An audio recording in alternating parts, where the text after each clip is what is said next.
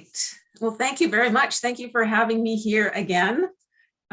Some of you, I think I recognize from the coffee time last time I came, and but there are more here than were there for coffee. So I know that some of you we're meeting for the first time, and I look forward to the time when we'll be able to travel and come and do this in person. But it's so good that we're able to connect in this way. I'm going to start. I was going to start by acknowledging my territory. It was kind of acknowledged, but I'm going to do that as well. And then I'm going to tell you a little bit of the agenda. I'm not going to have you all do your territory acknowledgement until we get to the end of the time. And so I do acknowledge that I live and work. Right now, all of my work is from here, even though my work reaches out into your territories and others. But I live and work in on the territory of the Anishinaabe Nation, which are the Ojibwe, Odawa, and Potawatomi nations. And I also give thanks to the Chippewas of Saugeen and the Chippewas of Nawash, known collectively as Saugeen Ojibwe Nation. They are the traditional keepers of this land. I also know that this land is covered by Treaty 18 of 1818. I have read that treaty, and earlier in the year made a commitment to learn more about that treaty, particularly from an Indigenous perspective. And so I did connect with an elder this week that hopefully will be able to share what stories her people have of the treaty, because the written treaty is one side of the story. And I think it would be really good to know the other side. So that is part of my commitment to ongoing commitment to right relations. And I do want to make it clear that I am not Indigenous. I am a settler of color. And so my ancestry comes from the Caribbean. And I know that I have ended up here in this land through settler immigration processes. So even though I didn't used to think of myself as a settler, I find it helpful for me to use that language to remind me that even though I'm not white, I am part of settler society, and I enjoy settler privileges, and that is an important piece of my relationship with Indigenous peoples. I'm going to invite us to take a moment and pray.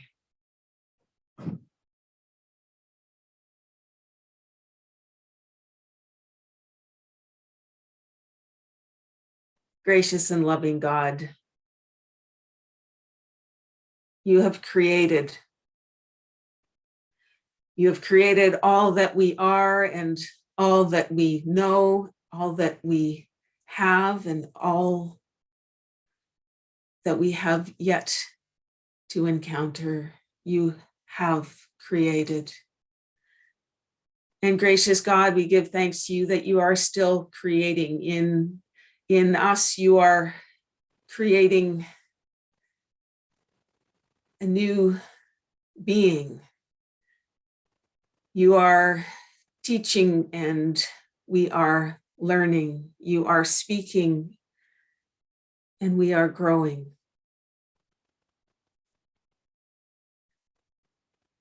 And so we open ourselves to your Spirit's presence this evening, that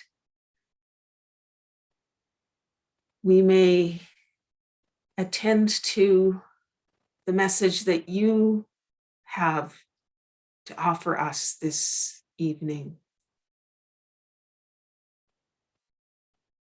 May your word of love and peace, may your word of grace and justice, may your word of healing and reconciliation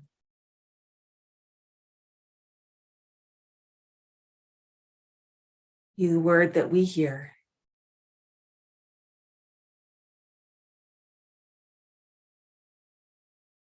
This we pray in the name of the Word, Jesus Christ, your presence in our midst.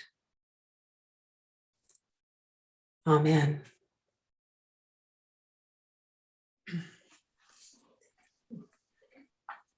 I'm gonna introduce to you some guidelines for communication. Are you familiar with the Kaleidoscope Institute's respectful guidelines for communication? You haven't come across those before. Okay, so I like to introduce these because these particular guidelines were developed. I'm just going to go back to share screen here. These guidelines were developed for communication across difference, and that includes intercultural communication, but that was what originally it was for multicultural communication. The book that it's from is there. It's from the Kaleidoscope Institute. And they found that it's useful for any setting where there's diversity, which is pretty much anytime you get a group together. But I find myself coming back to them again and doing cross-cultural work, which any right relations work is cross-cultural work. And so I'm going to encourage us to use these for the time together. If that there, it's going now. So they use the acronym RESPECT, R-E-S-P-E-C-T. And the R is for taking responsibility for what you say and feel without blaming others. But another piece for the R that's important is using I statements rather than general sort of we or you or everybody. E is using empathetic listening, hearing, trying to listen with the ears of your heart and sort of feeling through the other person's heart and, walking in their shoes as much as you can, listening with their ears as much as you can. S is being sensitive to differences in styles of communication. And I'm hoping that along the road, if you're not already doing it now, that you'll be doing some connecting with Indigenous communities. And there's some really significant differences in communication between sort of European, those of us who have lived in sort of European type of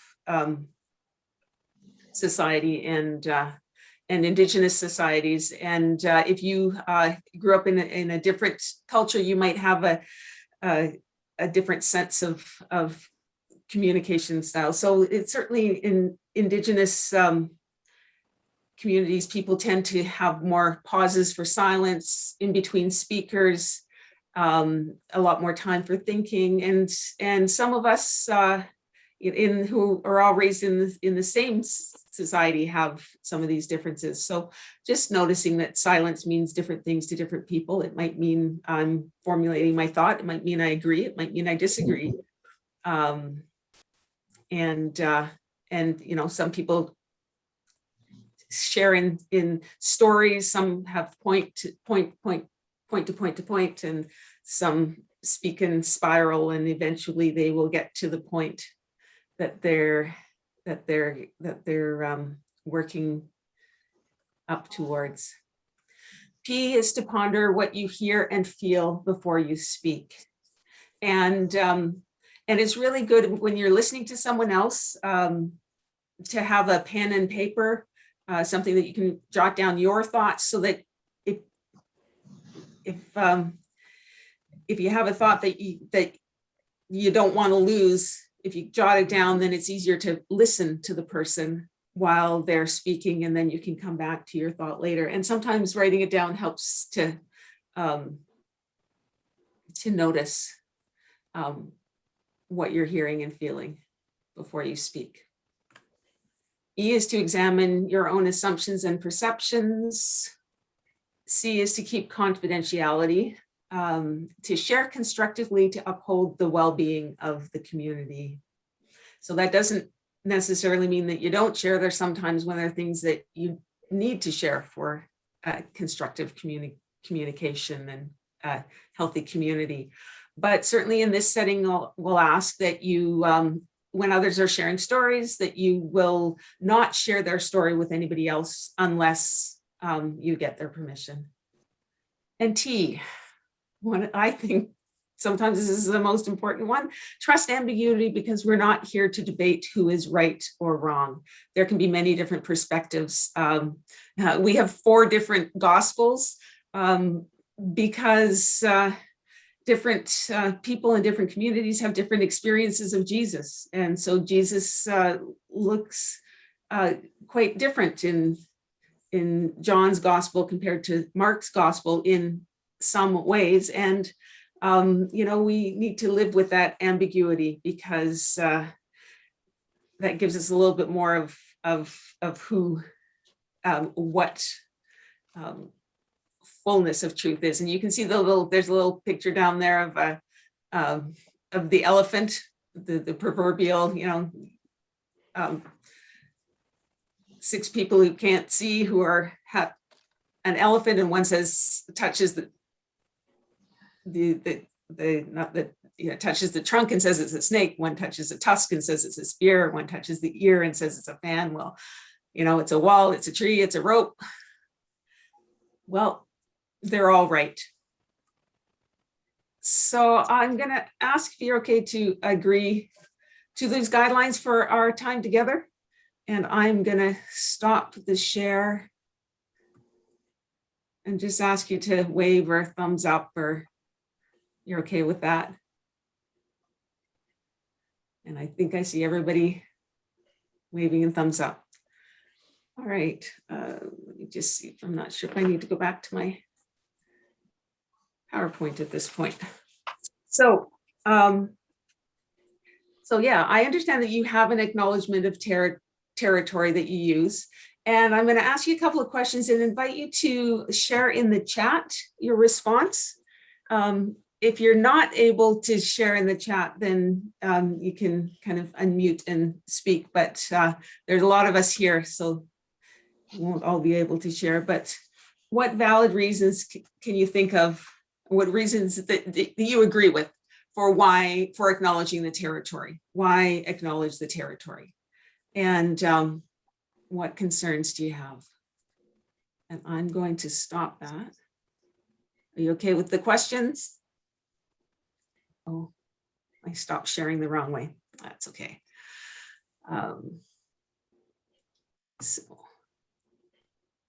So I'm going to ask you to chat sort of why, what are the reasons? If somebody asks you, why do you acknowledge territory? What's your response? It helps keep mindful, grateful for what has gone before us. A first step in reconciliation. We share it because it respects the past and the original owners of the land, and my concern is that it will lose its meaning if we keep saying the same thing. Respect for the past, honor those who were here first. Reasons: in order to truly reconcile with Indigenous peoples, we have to first admit that we are settlers and we are here on their land. So the one concern that I've seen raised is concern about it kind of becoming stale if it's the same thing again and again. Any other concerns or questions? What is a good next step for us as a congregation? Reasons: in order to truly reconcile with the Indigenous peoples, we have to first admit that we are settlers. Well, that was first from before. Concern is that it sounds like triumph. Our lack of understanding to the peoples can make this distant. The concern is that it stops at acknowledging. Other concerns?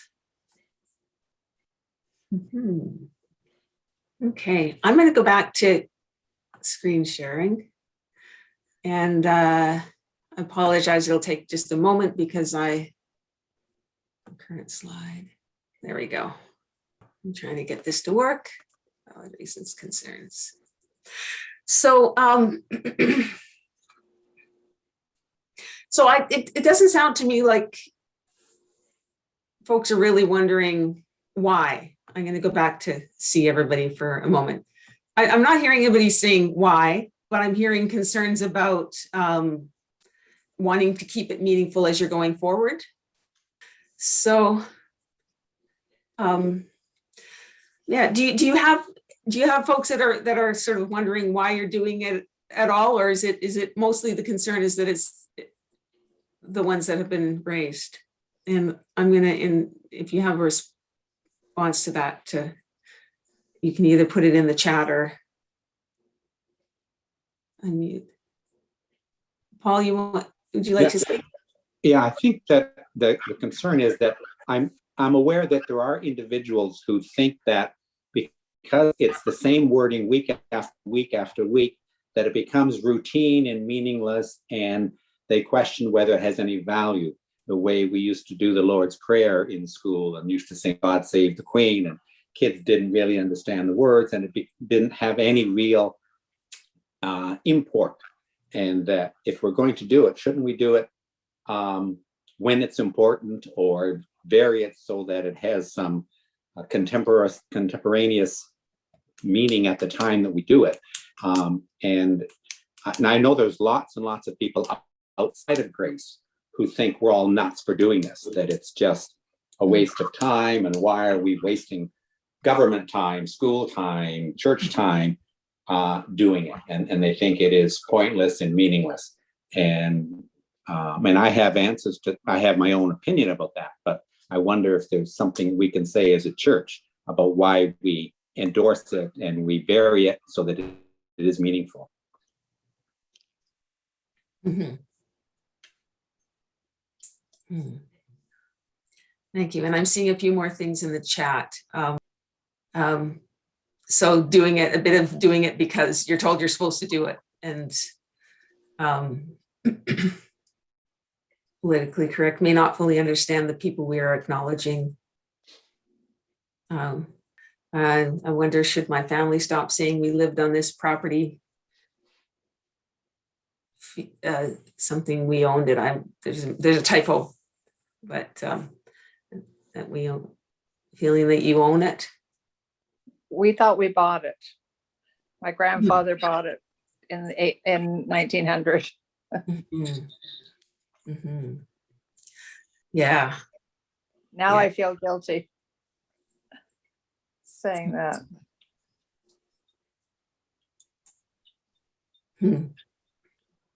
Okay. So I'm gonna changing my whole plan here. I'm gonna go ahead with the next thing that I had planned. Oops, this one. So this is from the United Church's website. And if you want these, I can send all of these links to Jennifer, and you can share them if you're interested. Why acknowledge the traditional territory? So what does the United Church say? Acknowledging the territory where we gather and the people who have traditionally, and acknowledging the people who have traditionally called it home for thousands of years, is a way to continue to live out the Church's apologies to the first peoples of North America. And those apologies were made, but and were recognized but not accepted at the time, and still haven't been accepted, because the Indigenous people said, you know, we acknowledge your apology, but until we see real change, we can't quite accept it. The acknowledgement supports our calls to others to pay respect to Indigenous peoples as a church. You know, practice what you preach. And it is one way the church can work toward right relations, by repudiating the Doctrine of Discovery. Now, I'm not going to get into the Doctrine of Discovery. Some of you probably have heard of that. Some of you, I'm guessing, may not have. But that was a belief that it was an edict put out by the church saying that if in the late 1400s, that if they found lands and the people who were in it were not Christian, that they had the right to either convert the people or kill them off, and that the land was considered not inhabited. And so that's a church basis for all of the colonization that has happened. And as church people, part of our responsibility is to say, no, actually, we realize that was wrong. And it's a step towards undoing the systems and undoing some of the relationship harm that was done, the reconciling, making new just relationships. And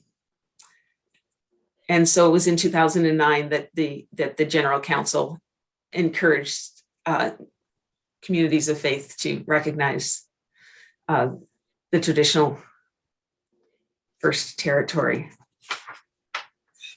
And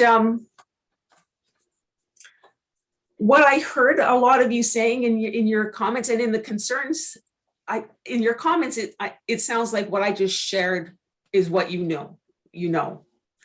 Sometimes that's not on the tip of your tongue, and so it's helpful to read over that and remind yourself of the words to use when someone questions, why do we do this? Why do you do this? Hey, you folks in the church, what's with you? It's good to go over that and get better at explaining it. But I'm going to turn to a scripture passage, Mark 12, 28 to 31. And I'm going to ask if there's somebody who would volunteer just to read the scripture out.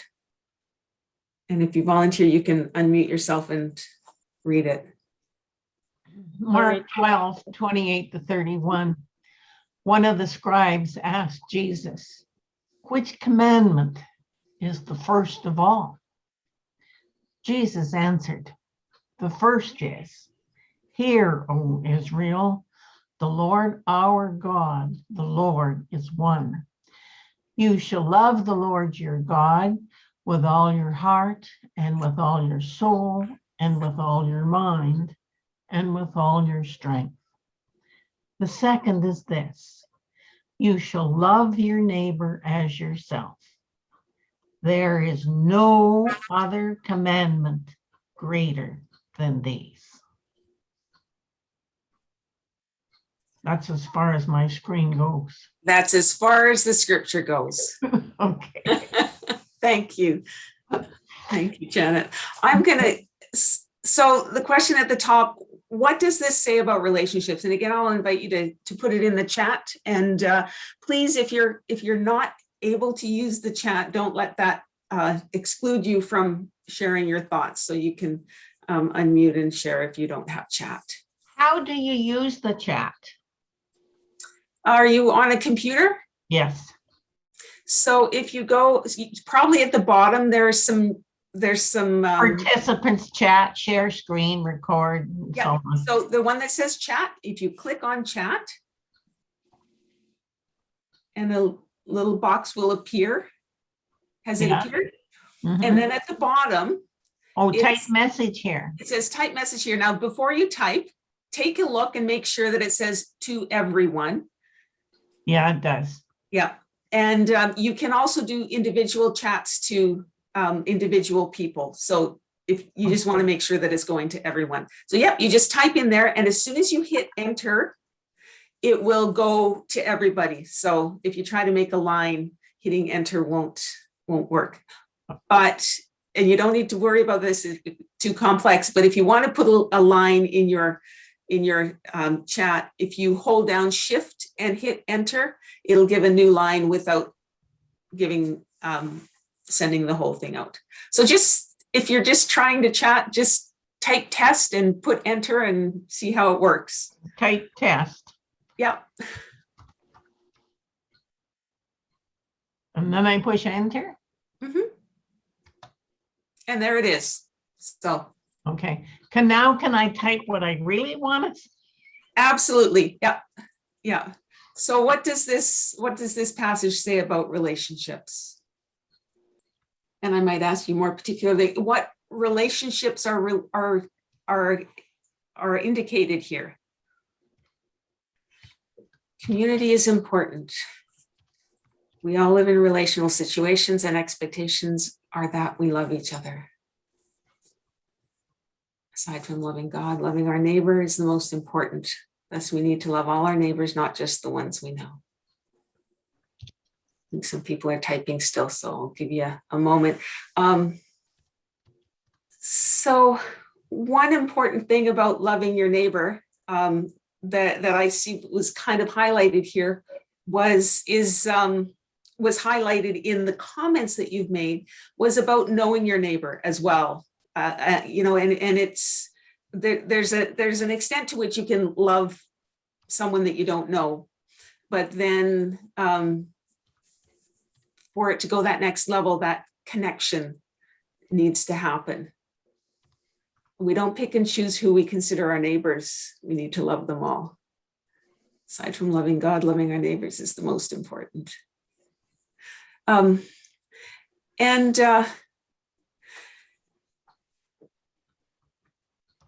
We should endeavor to learn more about our neighbors. Example is the 3 legacy churches never really knew each other. As soon as we learned more, we learned to love each other even more.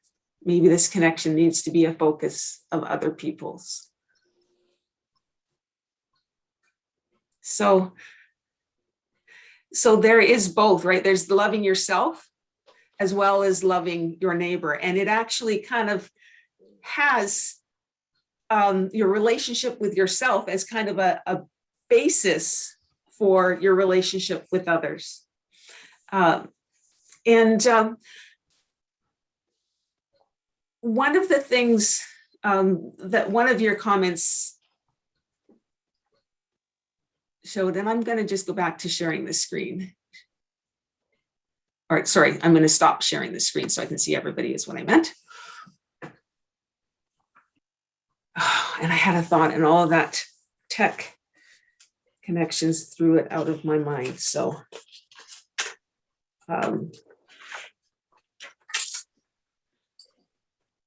one of the things that comes up with acknowledging territory is that we talk about it as acknowledging the territory, and we think about it as being about the land, but it's really not. I mean, the land is secondary. The primary thing that it's about is relationships. And one of the comments that came was, or a few of the comments about not wanting to have your acknowledgement of the territory be stale. I think that's a very, very astute observation, and it's a very important point, that our acknowledgement of the territory should be something that's organic. That's something that numerous Indigenous leaders that I've heard speak have emphasized. I think it's really good when we're starting out, when we don't know how to do it. It's really good to have something written and something that we say that is the same all of the time. But different from the Lord's Prayer, which I think can have some meaning because of the repetition, this is different because the acknowledgement of territory is to be an expression of a relationship that is alive and growing. And so as the relationship shifts, the acknowledgement needs to shift. Otherwise, it becomes like a shirt that you bought that doesn't fit anymore, that you're still wearing. And so yes, it's important to continue to develop that acknowledgement of territory. And the other thing is that if you are a leader, if you're leading, you're chair of a committee, and that committee acknowledges the territory each time. As the leader, feel free to speak the acknowledgement in words that are meaningful to you. And the first way to start doing that might be to go and learn a new one. So the acknowledgement that I shared at the beginning was one that I found on the website of Saugeen Ojibwe Nation. And that's how they said to do it. So I started out by having that printed out and saying it so many times that I now can say it. I hesitate a little bit. I can say it without looking at it. And it's starting to get to the point where I can now start to weave it into other things that I'm saying and still have it be that, that acknowledgement. I tried finding for, I think 6 Nations is probably the closest to you that has United Churches. So the United Churches, Indigenous United Churches in your region in Horseshoe Falls there are 2 at 6 Nations. Well, one is Nations Uniting, which is an education. It's an outreach ministry, and they do education for Indigenous and non-Indigenous people. So if you haven't connected with them, I can give you contact information to connect. And the other one is Grand River. And then there's Chapel of the Delaware and New Credit. And so those are Indigenous United Churches in your area. And I think when I preached, I sort of mentioned that, you know, it's important for us to remember, as United Church, we're not just settler United Church. We're not just non-Indigenous, that we are Indigenous and non-Indigenous, and a really good place to start with relationship development is through our relations in the United Church. And if you're looking to make this, your acknowledgement of territory, more organic, that's a place to start. Is to contact Nations Uniting and ask for some resources on your territory. There are elders that Rhonda is the director there, and there are elders that she can connect you with to help you develop your relationships in that area. You have a question, and it's, I know Mama Mun is not your name. You can unmute. So it's not so much a question. It goes back to the concerns, and I wasn't able to articulate it until I heard some of the other people's talk. But when I say the acknowledgement that the specific acknowledgement that we have, I find I'm saying the words, but I don't understand the background. So I don't know what the Upper Canada Treaty is. I don't know what dish with one spoon means. I don't really understand the 4 directions. And so my concern is when I know it's important to say this. I know it's a reminder of what's gone on before and what the relationships we need to mend or whatever the word is. But for me to say this, I feel almost like a fraud, because I don't know what the background is, what that really means. And therefore I prefer, as you say, some of the more organic ones that I've seen that are quite generic, and they just talk about the ancestors that came before us and the creators and those kinds of words. And I'll stop talking. Well, first of all, it's wonderful. Kudos to you for having so much detail in your acknowledgement of the territory. And I would actually encourage you, we don't have to understand all that we're saying. Saying what we don't understand is the start of understanding it. So the fact that you know that you don't know what the dish with one spoon is and the Holloman Tract, and the fact that you know you don't know that is because you've been saying it. So that is a bonus from that. And what I would encourage you to do is to add to your state, to this, the acknowledgement of territory, your own personal statement of what you are committing to do to be part of right relations, to grow in your relationship in right relations. And so it might be, for instance, I said at the beginning, right, I've been saying for a while, well, Treaty 18 of 1818, I don't know what that means. So then I looked it up and I've read it. I've read the legal thing and I think, I still don't know what that means.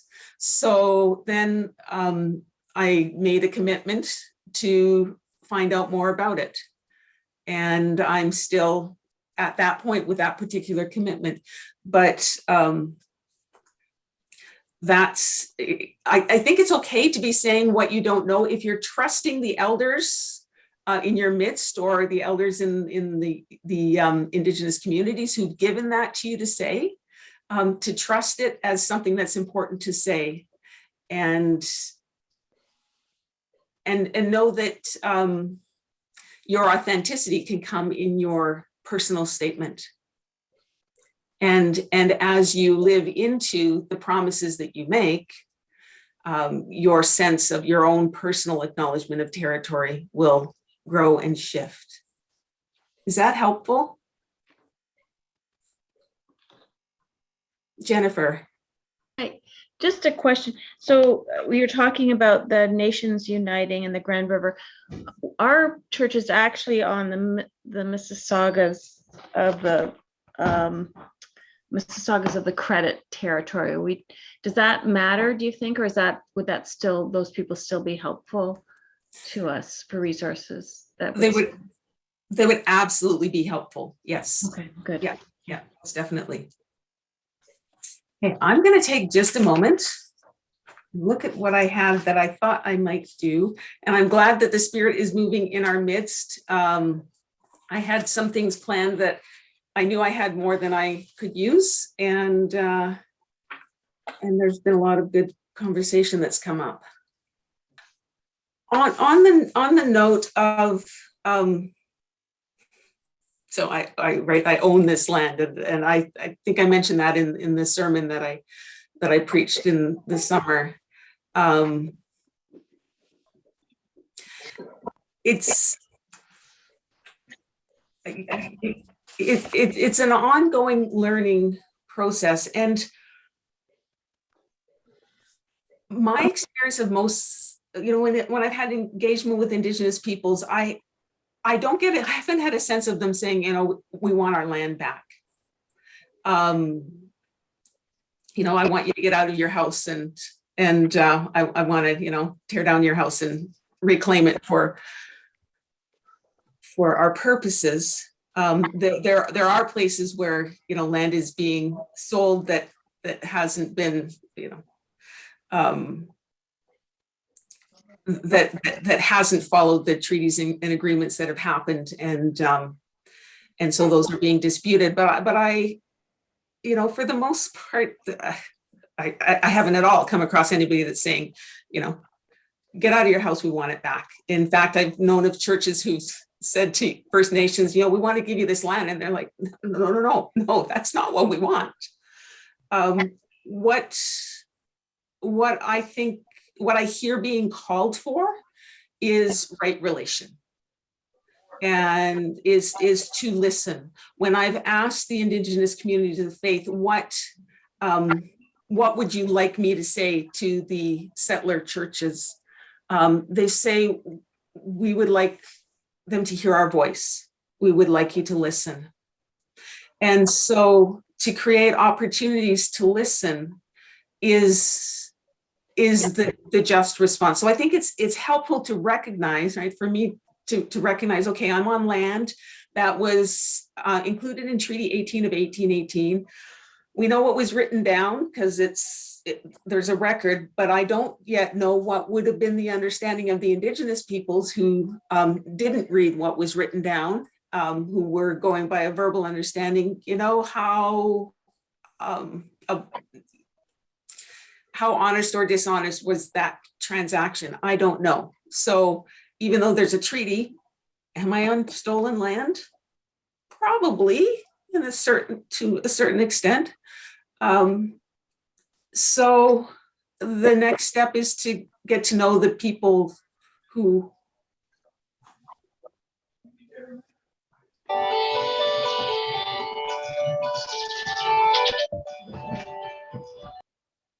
is to get to know and to hear their stories, to listen. I think that guilt is a really helpful thing if we use it as an impetus to move somewhere. As soon as it becomes stagnant, as soon as we feel guilty about something and we stay in that same place in that guilt, it gets really unhealthy. It's like, you know, it's like a stagnant pond instead of a flowing stream, and our relationships need to be flowing streams. And so, see the guilt as the sense of guilt as a message to yourself that there's something you need to attend to, and then move forward in what you need to do, and continue to wrestle with that, the discord. If you continue to feel discord, let that be there, but don't let it bog you down. Let yourself keep moving, and that will be a part of your growing and building new relationships, right relations. It's 8:09. One of the things that I thought about doing, I'm going to encourage you to do this for yourself, was to think about a relationship that you have with land. Notice and just notice the relationships that are connected to that, your connection with the land. Because for us to really listen empathetically to a people who feel like their land has been taken out from under them, to listen to what the land means to them, we need to be connected to our sense of what land means to us. So let yourself feel connected to the land that you're on. Let there be a question in your mind about, what does it mean that I own this land? And I mean, there are theological questions about it. Is, you know, the earth and all that is in it is God's. So if it's God's, then, and we're stewards, then we don't really own anything. But ground yourself in what is life-giving about your connection to the land, because that's one of our connections to God, which is the first, right? Love the Lord your God with all your being, and our connection to the land is an important part of our relationship with God. And it's also an important part of our relationship with other peoples who are on the land. So I'll encourage you to take that as a reflection. You know, take a moment before you acknowledge territory. Just notice that where your feet are, and that there's this land that you're on, and what's your connection with it. I'm going to move forward to the PowerPoint. Let's see what we can go. Oh, everything keeps popping up and then it stops moving. Okay, so that was what I was going to suggest. Think about a relationship that you have with land that's meaningful to you. Notice what land it is, and notice what relationships are part of this connection to the land. Relationships with ancestors, family or friends, creation, neighbors, God. A story that I was going to use was a place I lived in, Barhead, Alberta, and I had a particularly difficult time in my life, and where my my partner left and stepkids were gone out of the house and my job ended and I was in this house with, mortgage and car payments and no job. And I spent 3 weeks working in the garden and got this intense connection with the land and the bugs and it was a very healing time for me. And as I thought about that this week, as I was preparing for this, I realized I have no idea who the traditional peoples are on that land. But that meaning, that sense of connection to the land is still there. So one of my goals is to find out who the traditional peoples are in Barrhead, Alberta. But that doesn't take away, my not knowing that doesn't take away the connection and my connection to God that came through that. And that was just in case we're gonna share in groups, but we're not going to go into groups. I've said this before, acknowledging the territory is more about relations and about relationships than it is about land. So give thanks for the land and recognize it, but the acknowledging the territory is about mending what was broken in the time of colonization and the taking over of land and displacing of peoples and all of that history. I will send you a link to this, if you want to see it. So Saugeen Ojibwe Nation sort of listed off their explanation for why we acknowledge territory. So their understanding of it is it's a recognition of and respect for Indigenous peoples, for their presence, both past and present. And these relationships are key to reconciliation. So it might not feel like you're doing it, but by making that land acknowledgement, you are taking a step to reconciliation. And if on the day that you're reading the land acknowledgement, even if you don't understand it, an Indigenous person walks into the church and is there, it's a very powerful statement. It's an act of reconciliation.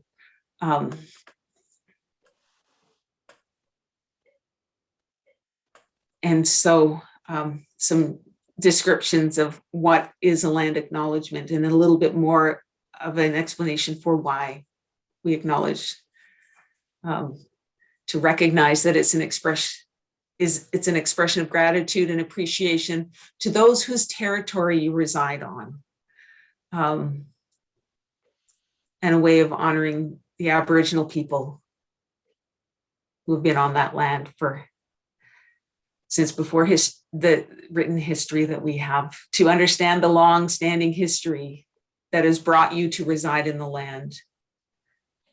It is Indigenous protocol. So just by doing it, you are honoring Indigenous ways of being by doing the land acknowledgement. It's a reflection process in which you build mindfulness and intention walking into whatever gathering you're having. And it sounds to me like that reflection process has been very effective amongst you, because it has, the acknowledgement that you're doing has prompted you to ask, is to say, what next? Great, we do this now it's stale, what next? It's a growing mindfulness that you have. You now know that you don't know. What you didn't know before was there to learn.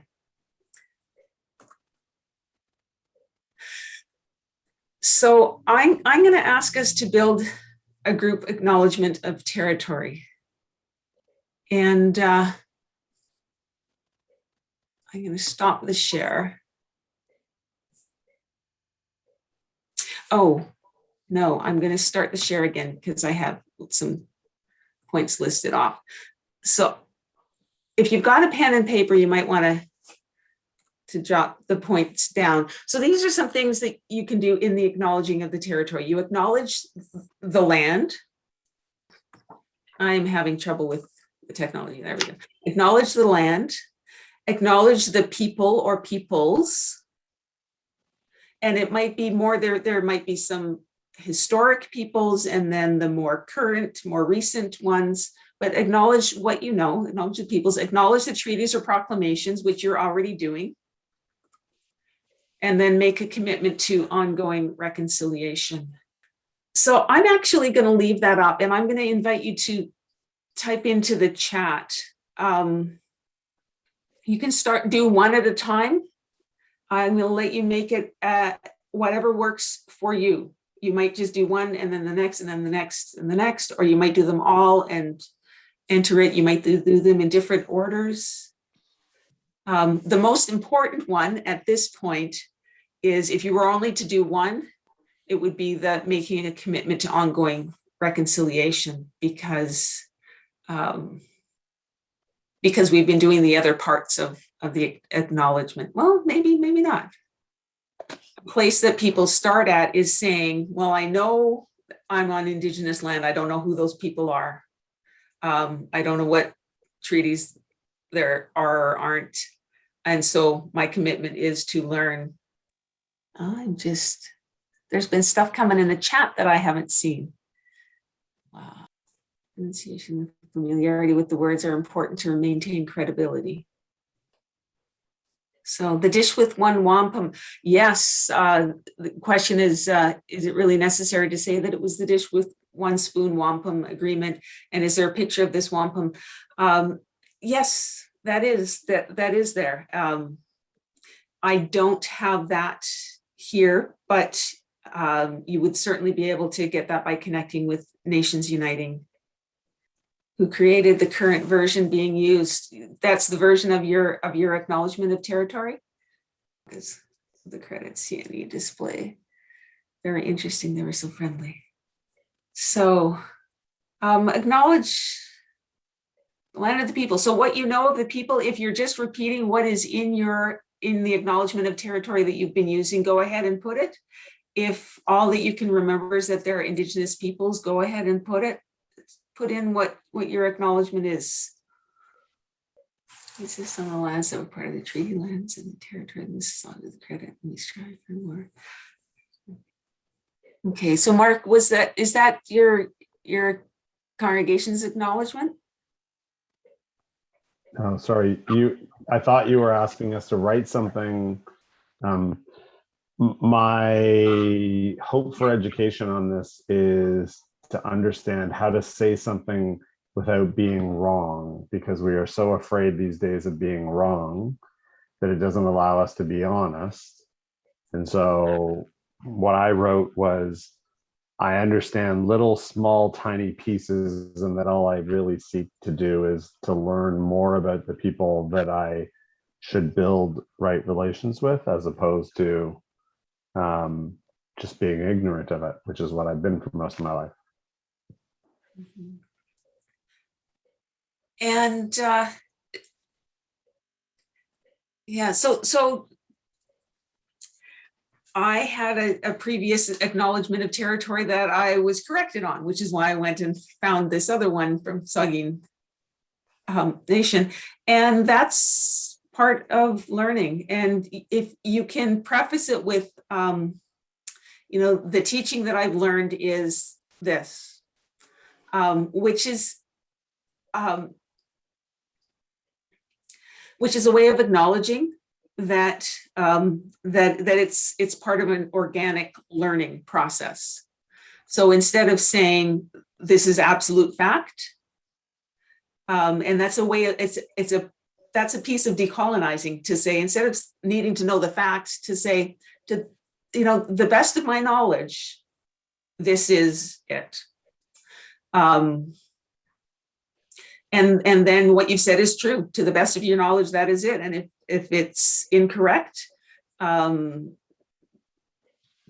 that is framing it in that way, kind of prepares your being for correction, should it be needed. So go ahead and say what you know, Gary. I'm having trouble still trying to send my message. I pressed a bunch of things, but basically, we need to learn more of, we learn about our own family history, where we've come from and all that kind of thing, and the lands we came from. But maybe we need to know a little bit more of history of our land that we're on. And a simple thing would be to look at the settlement of the peoples at Crawford Lake. Gives you at least a feeling of what the indigenous life was like in this area. And that's just maybe a starting point, and you can learn more of what they've gone through. I can, from a historical aspect, I remember teaching kids history in grades 7 and 8, and I was always impressed in Hamilton. I don't know how many people realize this, but King Street, which is and Beach Road, are two Indian trails that were created, and that's one of the reasons why it causes problems for today's traffic. But those are Indian paths, and I don't know how many people realize that. It had good logical sense that when it was made. Maybe we need to know more about how things were created in our own land that we're on right now. That's it. Mhm. Thank you. And on the note of learning, it was Gary. Yeah. Yeah. Can I make a comment about language? Just a little bit of teaching about that Sure. right now. The term Indian is one that is not used as much because it's received by Indigenous folks, generally speaking, as kind of hurtful. Indian, I think I did say indigenous. oh, you did say Indian, actually. Well, I meant to say indigenous. Yeah. Oh, maybe I said Indian trails. Yeah. Sorry. Yeah. So, and this is part of the ongoing path of learning. Right. But yeah. It is, the term Indian is still part of the legal language in Canada. The Indian Act is still called the Indian Act. So if we're talking about the legalities, that is the actual legal term. But other than that, yeah, Indigenous is usually what is used. And yes, I appreciate that. And it's an ongoing learning process. I was told by a friend who's Indigenous, I went to a Sundance, and she said, you can give a print and tobacco and ask for your Indian name. And so because that's what she called it, that's what I'd been calling it. And then an elder said, call it spirit name. Okay. So, so I make the shift. And sometimes depending on who I'm with, and what relationship I have, I might share that story using that word, but unless I had a really strong relationship, I would shift the language, even though that wasn't the exact word that the person said to me back at that time. Yeah. So Jennifer, what you put in here, is that the congregation's acknowledgement? So if you haven't done this yet, because you've been using that with the word we, I would encourage you to go through and change it to an I, and change whatever, just for yourself, change whatever you might need to. I have been taught that this territory is covered by something called the Upper Canada Treaties. Change the wording to make it really feel authentic, and just play with it. Do it at home, do it into the mirror. When you're out on, well, maybe not out for a walk, because people wonder who you're talking to if there's nobody there. But just get used to hearing it and use it in the first person singular. Say I, and that might be your next step for some of you with this acknowledgement of territory. If you've never said it in the singular, in I as opposed to we, it can be really powerful. At one time we didn't say the acknowledgement aloud, but had a static on the screen. Maybe we should do that again, but the person would research and explain one of the phrases that is unfamiliar while the entire word remained on the screen. Okay, I see that as a commitment that you could do. Uh-oh. Told my mom I'd be done at 8:30, so she's calling me now. Which tells me that we are at that time, and I did promise you that we would be done at about 8:30. This has been good.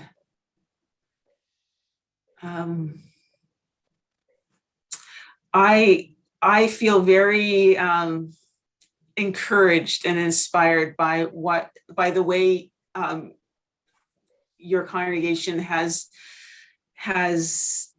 internalized the acknowledgement of territory, and I, from what I've been hearing here, that the concerns with it are really just there. It's kind of like you've got a yearning to grow to the next level. So embrace that, celebrate it, and see where the Spirit takes you with it. If any of you have any questions, if you'd like some more information, I'm going to give you my email address, tsamuel@united-church.ca. If you have any questions, I'll share the links to the resources in case you wanted to look those up, the resources that I cited.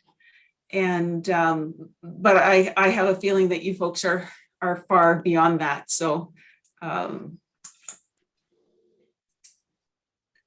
do ask me for the information for the next step if you're looking for that.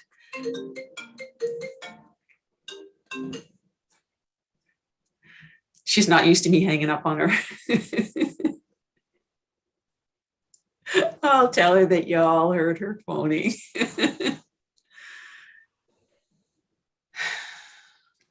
Well, Teresa, this has been really helpful for us. Thank you.